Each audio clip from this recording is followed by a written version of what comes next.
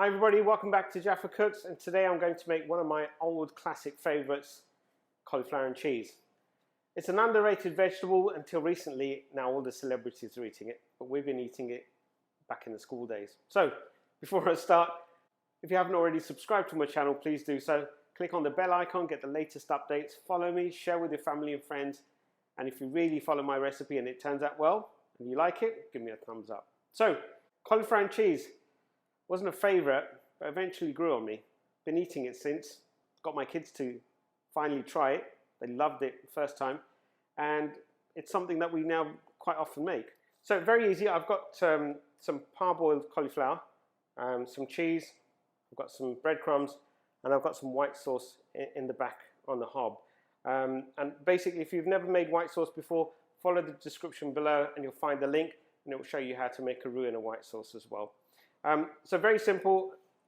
It's nearly ready. I'm going to pour my cauliflower into the white sauce, blend it with some cheese, breadcrumbs on top, and into the oven it goes. About 30 minutes later, voila, comes out steaming hot, nice and crispy, and we're licking our lips and it's really nice. Okay, so enough of that. Let me bring the white sauce over and we'll start assembling this. Okay, it's a hot pan. Now, I'm just going to put a little bit of cheese. You can actually have as much as you want, but because of dietary requirements, I'm going to put less in there, more on top, so they can scrape some of it off. So I've got some cauliflower parboiled. I'm just going to now pop that in. Just give it a good mix without breaking the cauliflower. And now I'm just going to pour it in. And it may look a bit watery to you, but the white sauce is actually to go with a protein that I'm going to serve with it. You can serve with chicken, lamb steaks, goes with anything really. All the good proteins. The rest of the cheese goes on top. And once the cheese is sprinkled,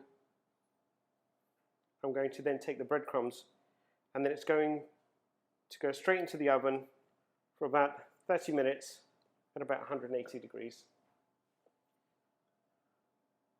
And this should really form a nice crusty layer on top, whilst the inside is nice and gooey and cheesy. And this is just general white breadcrumb. Normally we'd use brown bread, but we had some white left over, so I'm just going to finish this off. Right, I'm going to pop this in the oven for about 35-40 minutes, and then I'll show you what it looks like when it comes out. See you later.